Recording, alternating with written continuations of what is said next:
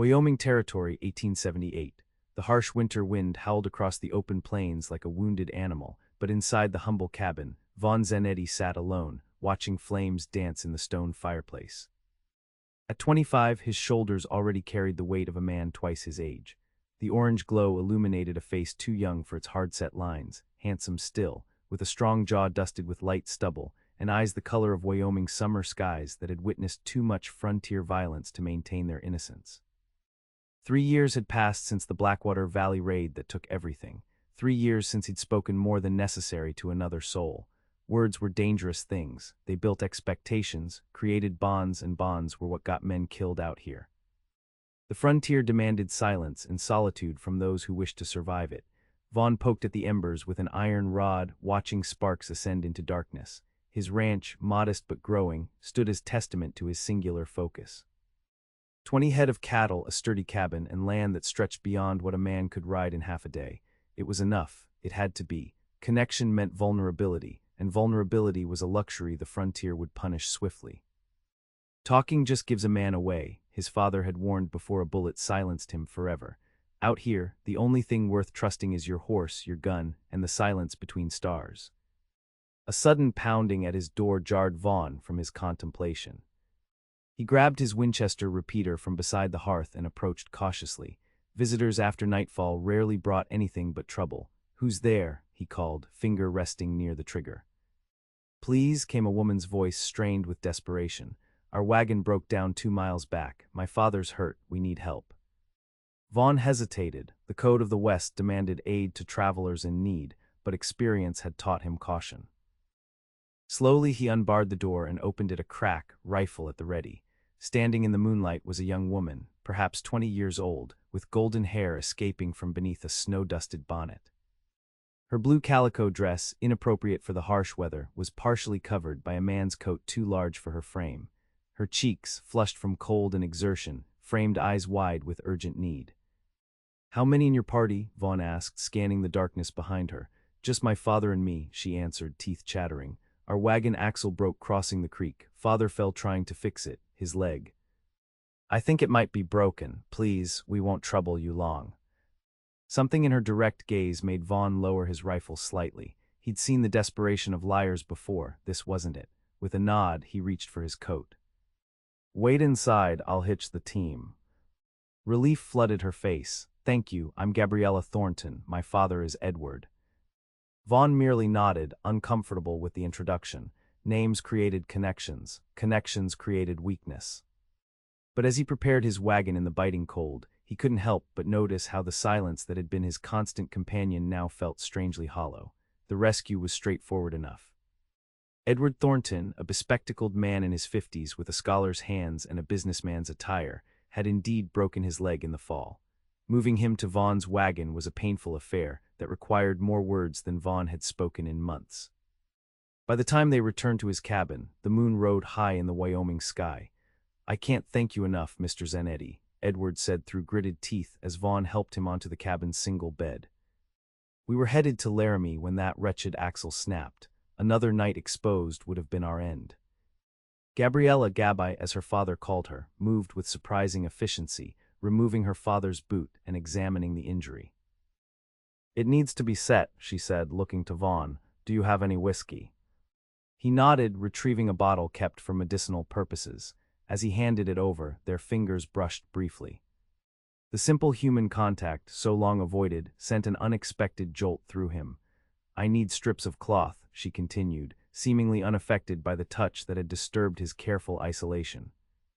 "And straight branches for splinting." Watching her work, Vaughn was struck by her competence. This was no delicate eastern flower, despite her fine features and the soft waves of honey-blonde hair that had come loose from their pins. Her hands moved with practiced confidence as she set the bone, her father's muffled cries punctuating the night silence. When it was done, Edward lay exhausted on Vaughn's bed, drifting into troubled sleep aided by whiskey. Gabriella stood, wiping her hands on her apron, and turned to face their reluctant host. "Where will you sleep?" she asked, suddenly aware they had claimed his only proper bed. Vaughn shrugged. "Floor's fine." "Done it before." "I've inconvenienced you terribly," she said, genuine regret in her voice. "We'll try to move on as soon as father can travel." Creeks rising, Vaughn replied, glancing toward the window where sleet now pelted the glass. Spring thaw comes early this year, you'll be here a while. The truth hung between them, unavoidable as the approaching dawn. These strangers had breached his sanctuary of silence, and the wilderness had conspired to keep them there. That first night, Vaughn lay on a bedroll near the fire, listening to the unfamiliar sounds of others breathing in his space. Sleep eluded him as his mind circled restlessly around this disruption to his carefully constructed solitude. Edward's occasional pained shifts and Gabriella's soft reassurances to her father created a tapestry of human sounds he had deliberately banished from his life. Morning brought awkward attempts at cohabitation. Vaughn rose before dawn as always, tending to his livestock before returning to find Gabriella at his stove, somehow coaxing a respectable breakfast from his meager supplies. "I hope you don't mind," she said, turning from the crackling bacon. "Cooking keeps my hands busy and my mind from worry." Vaughn nodded his acceptance, oddly disarmed by the domestic scene. The cabin smelled different, like coffee properly brewed and something faintly floral that must have been her. "Your cattle need attention," he said gruffly, uncomfortable with the pleasantness creeping into his morning routine. "Got work to do."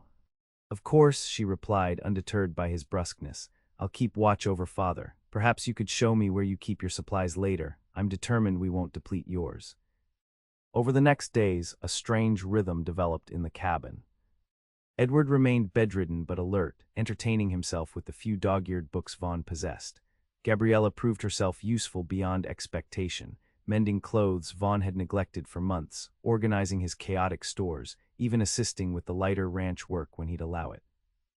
"You don't talk much, do you, Mr. Zanetti?" she observed on the fourth evening as they sat across the table sharing a stew she had prepared. Vaughn shifted uncomfortably. "Don't see the need." "Most would disagree," she said, a smile playing at her lips. "Words build bridges between people." "Bridges collapse," he replied flatly. Her eyes, the warm brown of autumn leaves, studied him with unsettling perception. "Only the poorly built ones." That night, unable to sleep, Vaughn stepped outside to escape the closeness of the cabin. The sky stretched vast above him, stars scattered like spilled sugar across black velvet. He heard the door open behind him but didn't turn. "It's beautiful," Gabriella said softly, coming to stand beside him, wrapped in a blanket against the night's chill. In Philadelphia, the city lights dim the stars. Here they seem close enough to touch. Vaughn remained silent, though he felt the familiar peace of his nighttime ritual disturbed by her presence. "You came west alone," she observed, not a question but a gentle probing. Not alone, he found himself answering. Family, once. Something in the night's vastness, or perhaps in her patient silence, loosened words he'd kept locked away. "Blackwater Valley, 3 years back. Raiders hit while I was checking fence lines. Came home to smoke and graves." Gabriella didn't offer empty condolences or press for details. Instead, she simply stood beside him, sharing the weight of his confession with quiet dignity. After a long moment, she spoke. "Mother died of fever 2 years ago. Father decided we needed a fresh start away from memories. He sold his printing business and we headed west." A pause then. "We carry our ghosts with us, Mr. Zanetti. The question is whether we let them haunt us or guide us." When she returned inside, Vaughn remained under the stars, unsettled by how easily she had breached the walls of his silence, and more disturbed by the relief he felt at having done so. The days stretched into weeks. Edward's leg healed slowly but steadily. The creek remained high with spring melt, making travel impossible, though Vaughn noticed he mentioned their departure less frequently. April brought warmer days and carpets of wildflowers across the Wyoming rangeland. One afternoon, returning from checking his northern pasture, Vaughn crested the hill above his cabin and paused. Gabriella stood in the dooryard, hanging laundry on a line she'd strung between posts. Her hair, freed from its usual practical arrangement, cascaded down her back in golden waves that caught the sunlight. She was singing something he couldn't make out, the melody carried away by the breeze. For the first time in 3 years, his cabin looked like a home rather than merely shelter. The realization disturbed him deeply. That evening, as Edward napped and Gabriella prepared supper, Vaughn broke their comfortable silence. "Creek's going down. Another week, you can likely make Laramie." Her hands stilled over the vegetables she was cutting. "Yes, I suppose that's true." After a moment, she resumed her work. father seems quite taken with this country. He's been talking about perhaps not continuing to Laramie at all. What's in Laramie? Vaughn asked, surprising himself with the question. Father's cousin offered him work at a newspaper there, but he's been reconsidering. She glanced toward him. He says smaller settlements need printing presses too. Information. Connection to the wider world. Vaughn felt a tightening in his chest. Not much call for newspapers here. You'd be surprised, she replied, her eyes meeting his with unexpected intensity. Everyone has stories that deserve telling, Mr. Zanetti, even those who prefer silence. The conversation was interrupted by a pounding at the door that startled them both. Vaughn reached instinctively for his rifle before moving to answer. 3 riders sat mounted outside, trail-worn and hard-eyed. The leader, a broad-shouldered man with a scar bisecting his left eyebrow, looked down at Vaughn with cold assessment. Looking for Edward Thornton, he stated flatly. Told in town he might be in these parts. Vaughn felt Gabriella stiffen behind him. What's your business? He asked, positioning himself more fully in the doorway. Private matter, the man replied. Name's Curtis. Me and the boys represent certain business interests in Pennsylvania. Mr. Thornton left some unfinished affairs back east. No one here by that name, Vaughn lied smoothly, years of frontier caution taking over. Something in these men's bearing raised every warning instinct he possessed. Just me and my wife, expecting another ranch hand tomorrow though. You're welcome to water your horses before moving on. The lie slipped out with surprising ease. Curtis's eyes narrowed slightly, gaze shifting past Vaughn to where Gabriella stood partially visible. That right, ma'am, you and your husband alone out here.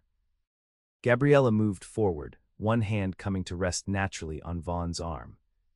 That's right, she confirmed, her voice steady despite the fear Vaughn could feel in her trembling fingers. Just the 2 of us until our hand returns. I'm sorry you've had a wasted journey. Curtis studied them for a long moment before nodding slightly. Obliged for the water offer, we'll take it and be on our way. As the men watered their horses at the trough, Vaughn kept his rifle casually visible, watching their every move. They mounted up without further conversation, though Curtis's gaze lingered on the cabin in a way that suggested their business remained unfinished. Once they had disappeared down the trail, Vaughn turned to Gabriella. Who are they really?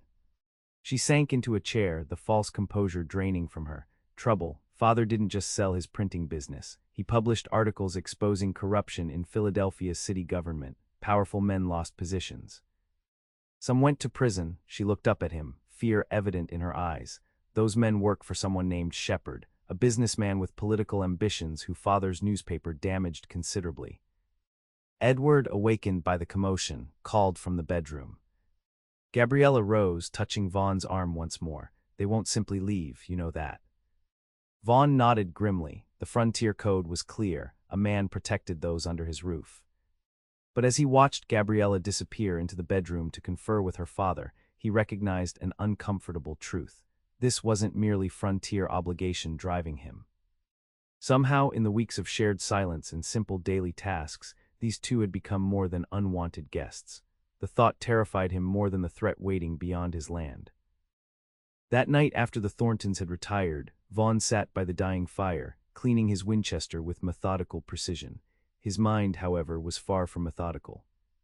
Images of Blackwater Valley intruded, the smoke rising above the tree line as he rode frantically home, too late to save anyone, the graves he'd dug with his own hands. The vow of solitude he'd made to protect himself from ever feeling such loss again. Yet here he sat, preparing to defend 2 people who had breached his carefully constructed isolation.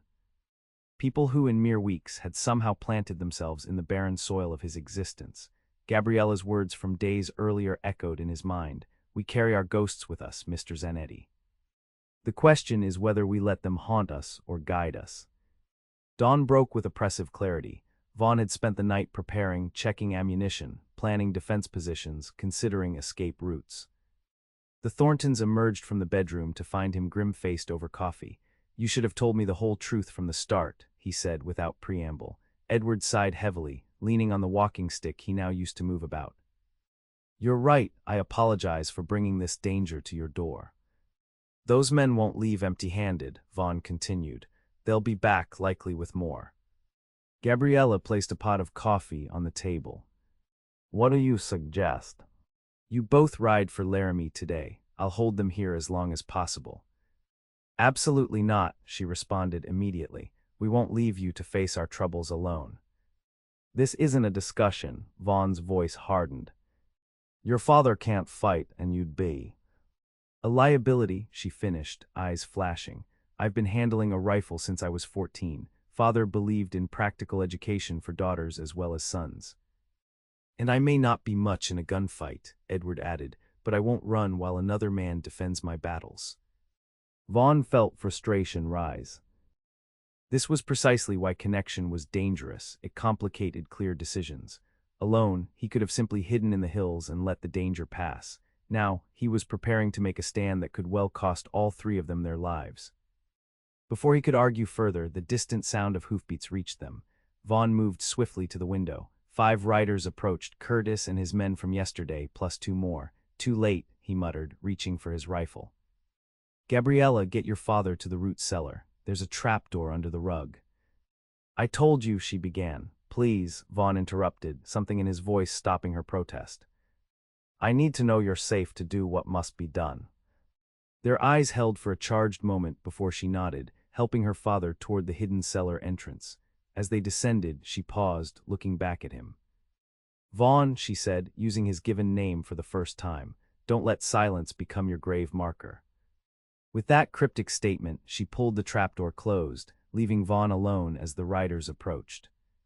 Curtis dismounted first, flanked by his men who spread out in a semicircle before the cabin. All were visibly armed. Thought about our conversation yesterday, Curtis called. Seems mighty peculiar, a ranch hand being gone just when we arrive asking questions. Even more peculiar that we heard in town about an injured gentleman and his daughter being rescued by a rancher matching your description. Vaughn stood in the doorway, rifle held casually but ready. Private man's business is his own out here. True enough, Curtis agreed with a cold smile. Our business is with Thornton. Hand him over and we'll leave you in peace. No one here but me, Vaughn maintained. You're trespassing on private property. Curtis sighed theatrically. Have it your way. He nodded to his men who began to spread out further, clearly intending to surround the cabin. Last chance, rancher. Don't die for someone else's fight. The irony of the statement wasn't lost on Vaughn. For 3 years, he'd lived by exactly that principle, no connections, no one else's battles to fight. Yet here he stood, prepared to risk everything for 2 people who had crashed uninvited into his carefully isolated existence. Not much for talking, Vaughn replied, raising his rifle, but I understand frontier justice fine. 5 against 1 isn't justice, it's murder. I count that as my business. What followed was chaos. The first shot came from Curtis's right-hand man, missing Vaughn by inches as he ducked back into the cabin. From there, the exchange of gunfire became a deadly dialogue across the yard. Vaughn moved between windows, making each shot count, dropping one man with a clean hit to the shoulder, forcing the others to scatter for cover. Time stretched like pulled taffy, minutes extending into what felt like hours. Vaughn maintained his position, conserving ammunition, using his knowledge of the terrain to advantage, but the odds remained heavily against him. A bullet splintered the window frame beside his head. Another tore through his sleeve, grazing his arm. Slowly, methodically, the attackers were wearing down his defenses. When the shooting suddenly paused, Vaughn knew something had changed. Keeping low, he peered through a crack in the shutters to see Curtis gesturing to the barn. With sickening clarity, he understood their new strategy. They intended to burn him out. 2 men made a dash for the barn where hay and lamp oil were stored. Vaughn took aim at the first, but missed as pain lanced through his side. A bullet had found him during his momentary exposure. He fell back against the wall, pressing a hand to his bleeding flank. The sound of the trapdoor opening behind him brought his rifle around before he recognized Gabriella emerging from the cellar, her father's shotgun in her hands. They're going to fire the barn, she said without preamble, moving to the window with practiced efficiency. Get back down, Vaughn ordered through gritted teeth. Instead, she tore a strip from her petticoat, kneeling beside him to bind his wound. I told you I can shoot, she said, working quickly. Father's reloading below, we're in this together now. Before he could protest further, a shout from outside announced the new threat. One of Curtis's men emerged from the barn with a flaming torch. Gabriella moved to the window, raised the shotgun, and fired. The man dropped, clutching his leg, the torch falling harmlessly to the dirt. "See," she said, turning back to Vaughn with fierce determination. "Not a liability." Something shifted in Vaughn's chest that had nothing to do with his wound. For years, he'd convinced himself that isolation was strength, that needing no one meant nothing could hurt him. Yet here was this woman, facing death alongside him, her presence not weakening but somehow strengthening him. "Curtis will rush us next," Vaughn said, forcing himself to his feet. "They know we're wounded now." "Then we need to change the rules," Gabriella replied, reloading the shotgun with steady hands. "Father has a plan." As if on cue, Edward's voice boomed from the root cellar. "Curtis. Marcus Shepard sent you, didn't he? Tell him Edward Thornton hasn't been idle these past months." A pause in the yard, then Curtis's voice. "What's that supposed to mean, old man?" "It means I've sent copies of every document, every ledger, every piece of evidence I collected to newspapers across the country," Edward continued, his voice carrying authority despite coming from below the floorboards.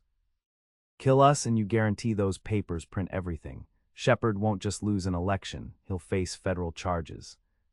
Another silence, heavier this time. Vaughn and Gabriella exchanged glances as they waited.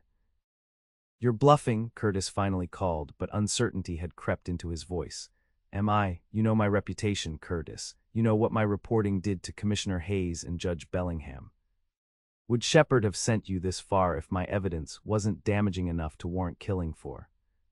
The tension stretched, broken finally by muttered conversation among the attackers. Vaughn readied his rifle, prepared for either outcome, retreat or final assault. "We're leaving," Curtis announced at last. "But this isn't over, Thornton. Shepard has a long reach." "So does the truth," Edward replied. They listened as horses moved away, Vaughn maintaining his vigil at the window until the riders disappeared over the hill. Only then did he allow himself to sink to the floor, the blood loss making his head swim. Gabriella was instantly beside him, calling for her father. The next hours passed in a blur of pain and gentle hands as they extracted the bullet and stitched his wound. Through the haze, Vaughn was aware of Gabriella's voice, sometimes giving instructions to her father, sometimes speaking softly to him words he couldn't quite grasp but found comforting nonetheless. Night had fallen by the time clarity returned. He awoke in his own bed, the familiar weight of quilts pressing down, though the scent was different, soap and something floral that he now recognized as uniquely Gabriella. She sat beside him, a book open in her lap, though her eyes were fixed on the dancing flames in the fireplace. "Was it true," Vaughn asked, his voice rough with disuse, "about the evidence?" She started slightly, then smiled when she saw he was awake. "Partly, Father did send some documents to colleagues, but not nearly as comprehensive as he claimed." Moving to pour water from a pitcher, she helped him drink before continuing. "A good bluff relies on a kernel of truth and the reputation of the bluffer. Father's reputation served us well today." Vaughn nodded slightly, appreciating the strategy. They'll be back once they discover the truth.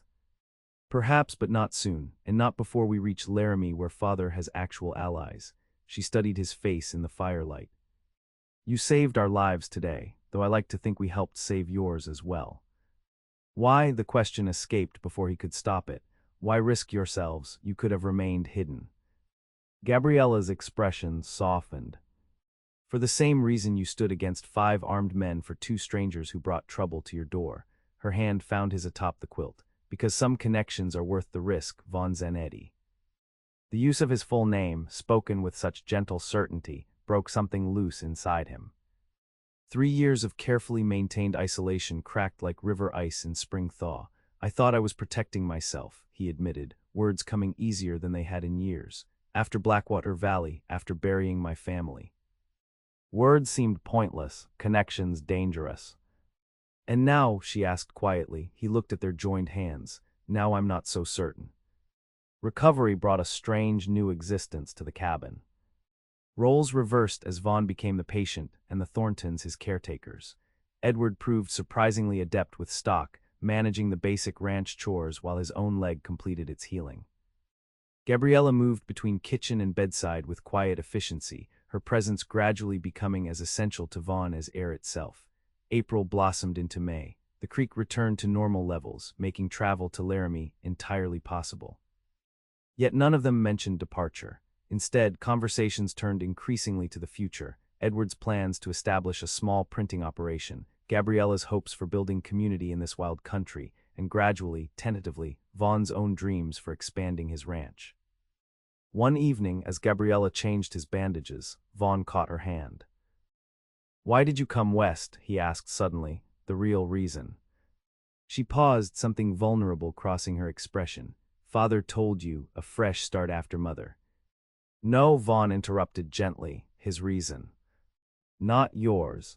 Gabriella sat on the edge of the bed, her gaze dropping to their joined hands. "Freedom," she finally answered. "In Philadelphia, my path was predetermined, marriage to someone suitable, a comfortable house where I'd host appropriate gatherings, children who would follow the same prescribed course." She looked up, meeting his eyes directly.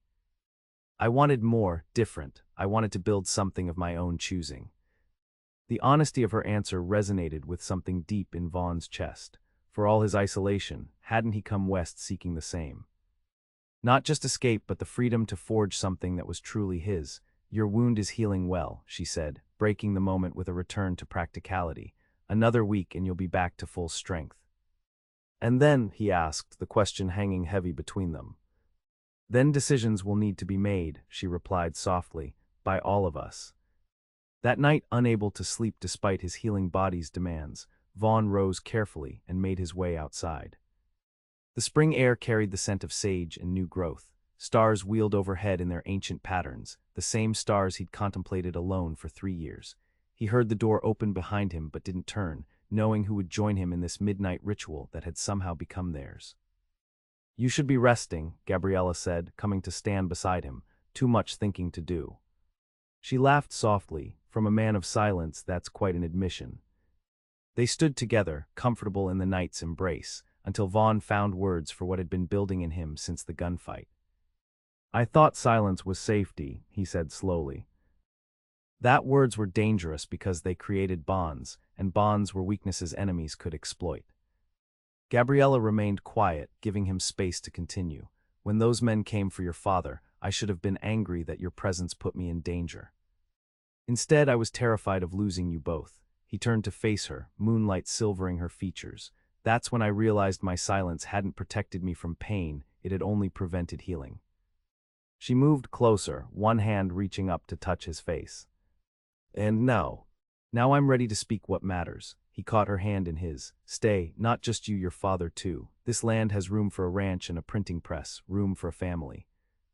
"Vaughn," she began, but he continued, years of unspoken words finally finding voice. "I know it's sudden, I know there are practical considerations, but I also know that in 6 weeks you've brought more life back to this land, to me, than existed in the 3 years before you arrived." He drew a deep breath. "I'm not offering charity or convenience, Gabriella. I'm offering partnership, a life built together." In the silence that followed, Vaughn felt the weight of vulnerability, the terrifying exposure of having finally spoken his heart after years of protective silence. Had he misread everything, had he? "Yes," she whispered, the single word carrying across the night air like a promise. "Yes, Vaughn." She moved into his arms then, careful of his healing wound, and when their lips met, it was as though the final lock on his silent prison had broken. Against her lips, he whispered words of love he'd thought forever buried at Blackwater Valley. Later that night, as they sat on the porch steps planning a future neither had imagined months earlier, Gabriella rested her head against his shoulder.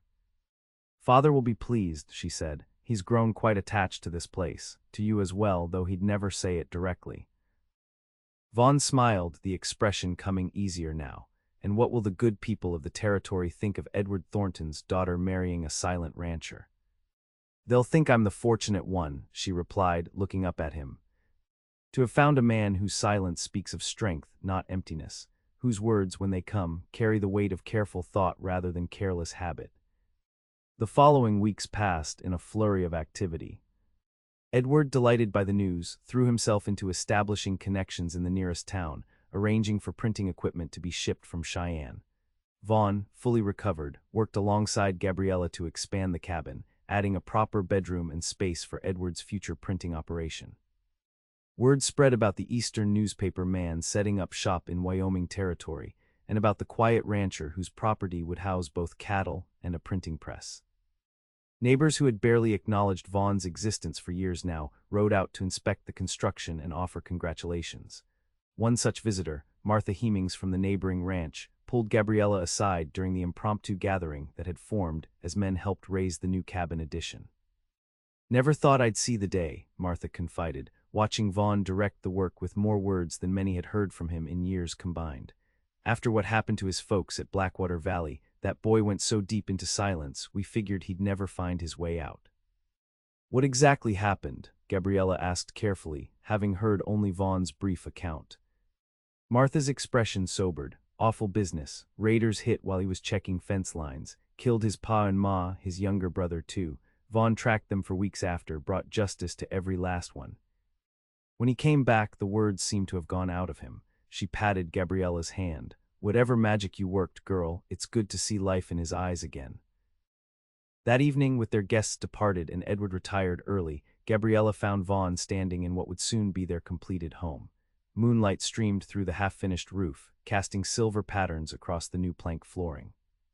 "Our neighbors have been most welcoming," she said, coming to stand beside him, "Mrs. Hemings especially." Vaughn nodded, a small smile playing at his lips. "Reckon they're just curious about the woman who got the silent rancher talking again." "Is that what I did?" she asked softly. He turned to her then, taking both her hands in his. "You did far more than that, Gabriella. You made me remember that silence can be a refuge or a prison. I'd forgotten the difference." Outside, Wyoming winds whispered through spring grass.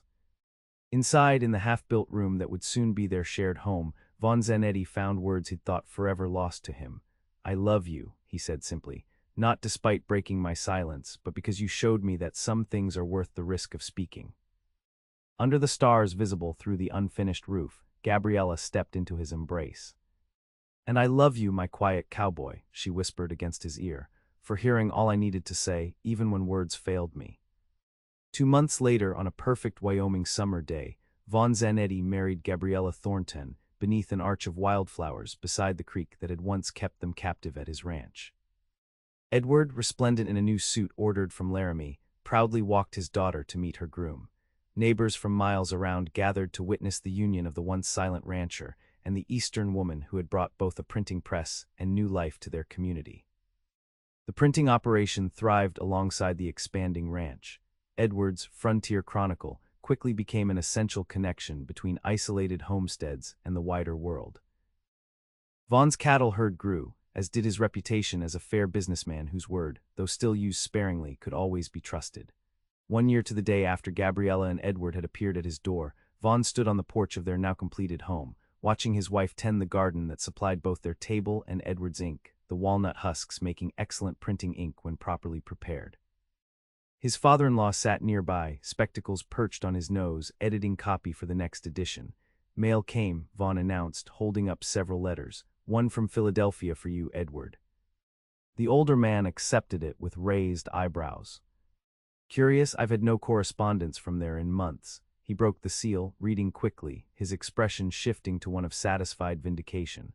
"Well now, it seems Marcus Shepard has been indicted after all. Not on my evidence, but apparently our friend Curtis turned state's witness when caught in an unrelated matter." Gabriella looked up from her gardening. "So it's truly over. No more looking over our shoulders." "It appears so," Edward confirmed. "Justice finds its way, even if the path is circuitous." That night, with Edward retired to his printing shop where he often slept when working late, Vaughn and Gabriella sat on their porch, watching stars emerge above the land that had become their shared domain. "I received news today too," Gabriella said, a strange note in her voice drawing Vaughn's full attention, "from Dr. Mills in town." Something in her expression, nervous yet joyful, made Vaughn's heart quicken. "Are you unwell?"